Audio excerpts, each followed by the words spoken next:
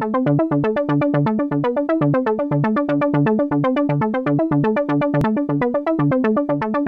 the calcium one was the first one he talked about. So Okay, calcium I want to answer it.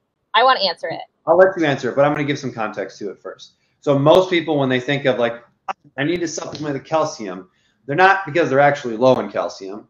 It's most likely because they feel like they want strong bones. What's up? Most people do not need calcium. They need the cofactors that we are required to absorb calcium. That's exactly what I was going to say, and you're stealing my thunder. So most people think they need calcium because of something with bones. They're like, all right, I need stronger bones. Maybe I have osteopenia. Maybe I have a history of osteoporosis or something. I'm concerned about my bone health. So that's typically why someone would move towards a calcium supplement. And so Ashley, please enlighten us on calcium supplements and maybe what we should be thinking about or doing instead. I don't supplement anyone with calcium. Just calcium alone? No. No. So most people actually consume enough calcium from their diet that they don't actually need to supplement it. This includes people that don't drink milk. We still get enough calcium for our body to perform. What we lack is the cofactors to be able to use calcium in our body effectively. So that is usually our BFF, magnesium. Magnesium and calcium are best friends, and if we don't have one, the other is going to have issues. There's kind of a give and take relationship. There also is a big part on if your hydration is really poor, if your sleep quality is bad. They still don't need to have, but what if they can't drink milk? Milk is not the only source of calcium. The milk industry has done a really good job of marketing. They are one of like the greatest marketing companies on the planet. Right, but continue. So hydration, blood sugar regulation, and digestion are all things that you need to address if you are having a calcium issue. Because if you can't absorb the calcium, how do you know if you're having a calcium issue? Because most people have no idea.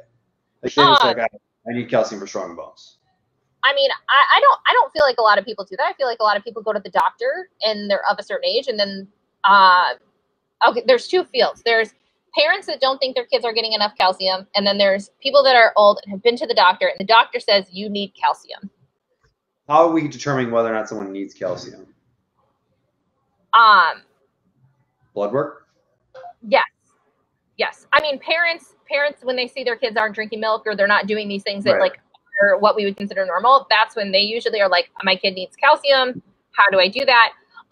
For most of the older population that is told, like, comes to me and says they need calcium, it's because they have had blood work done and their blood work says they need calcium. Or they have a family history of osteoporosis, osteopenia, or something to think that they have brittle or their bones are starting to deteriorate. Yes. Or they have an injury and they like maybe broke a bone and they're told they need more calcium. I never supplement calcium alone when I do supplement calcium, but I really, really try not to. Because calcium is involved in a lot of things that go in your body, and you can overdose calcium and do really more harm than good. And that is probably why I don't actually like to supplement it, because it can do more harm than good. The other thing with that too, and we're looking at the bone matrix, it's not just calcium that's important in creating this. There's a number of, so most things don't work in isolation in the body, right? They work together with stuff, and they work with different cofactors, and we need kind of a team of things in order to create. And so when we're thinking about building bone, there's a number of different minerals that need to come together in order to create this. And so having a product that's actually based around the bone rather than just calcium. And so there's a couple different ones that we've used, but it's not just calcium. There's a number of different things involved. And the cool thing is, if you do have osteopenia or you have any sort of like you can get the hip scans or whatever done now and then supplement for a period of time and then do it again. And so that gives you an idea on is it working or not? And so that's the other thing to think of is if you're getting those done and you're supplementing and it's not working, that doesn't mean you need to take more of it. It means you're not absorbing it. So that's when the absorption comes in. And that's kind of my big thing there. And I think there's other little, now I'm like want to get into nerdy NTP stuff and like this is how I test it and this is how I do it. But like you can be supplementing something and still be low in it, and that isn't because that doesn't mean you need to supplement harder. That means that you're having an absorption issue, and we now need to address absorption. Right.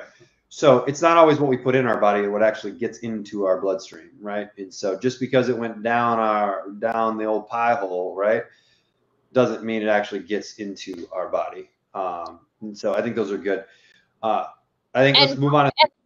One more. Blood calcium can be low, but you could still have the appropriate amount of calcium. So blood testing for calcium isn't always the most effective way to find out if you actually need calcium.